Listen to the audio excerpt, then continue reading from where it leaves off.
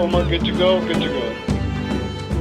When it comes to mapping the world's deep oceans, which are not really explored, it's really hard to put it into words because it's so novel and new and exciting. Coming up, guys. This idea that the science is the chief goal and it's driven about exploration, sustainability, with the big drive for open research and open science.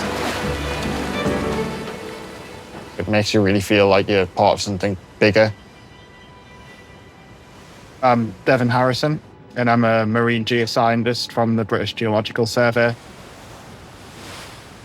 I came on board Inkfish for the Open Ocean Programme. The kind of assist the seafloor mapper on board, who at the minute is Erin, and then also the marine biologists on board, Megan and Todd.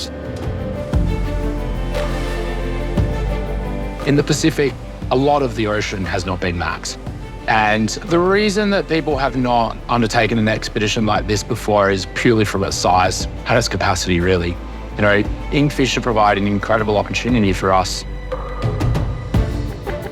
We're doing big distances across the Pacific 6 times.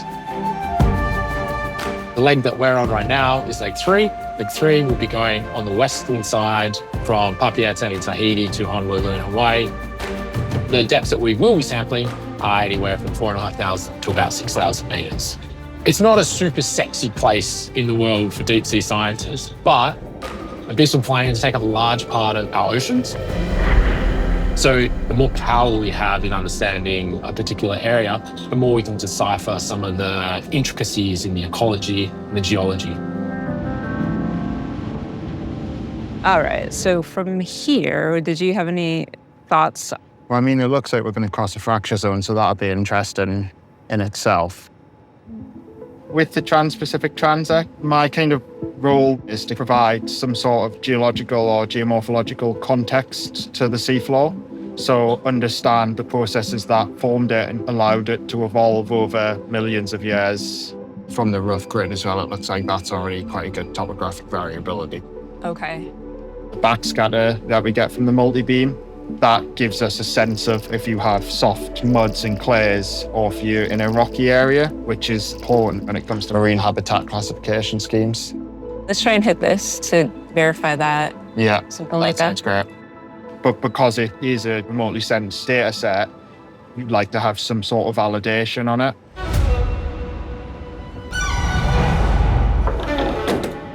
Deployment of a lander is quite an orchestrated experience. A minute before we reach the site, we plug the cameras in, turn the lights on.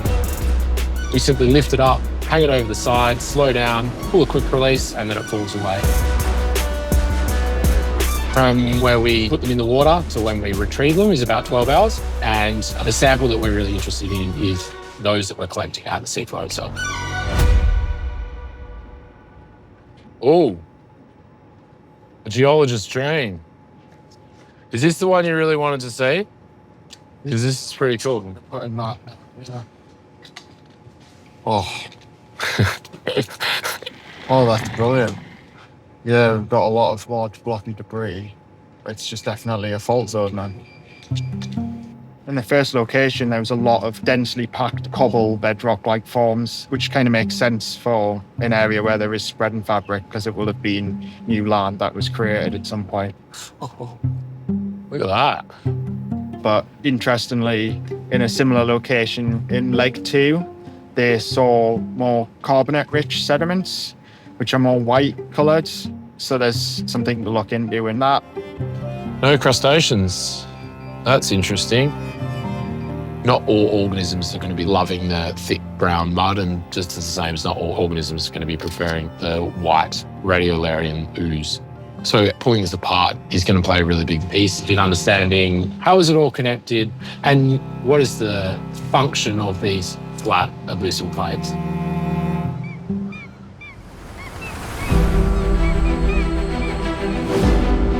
From the roam mapping, we could see that there was an interesting mound, and we thought, oh, we might as well target it. And yeah, it was a new seamount that we did discover, 20 kilometers long, about 5 kilometers wide. So it's quite a large feature. It's probably millions of years old, but nobody had identified it before.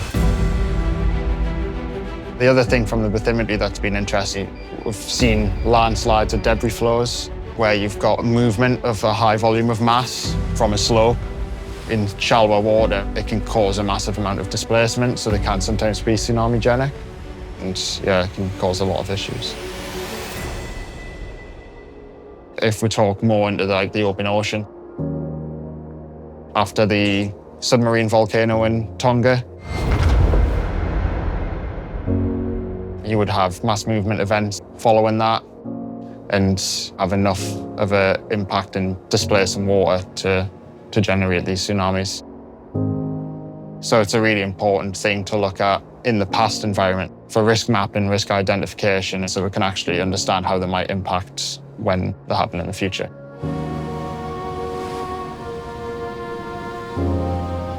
For a first time offshore doing field work, I think there's been, a lot of good science done. It's been really good to be part of. It's not often that you get a ship to be able to go this distance. But without it, we can't understand what's going on. We will be forever piecing small little pieces to a very, very big puzzle. If we think about what's going on in the world right now with climate change, it's kind of our debt to society, really, to allow as many people as possible to see this data, and Inkfish is a great platform to be able to do that.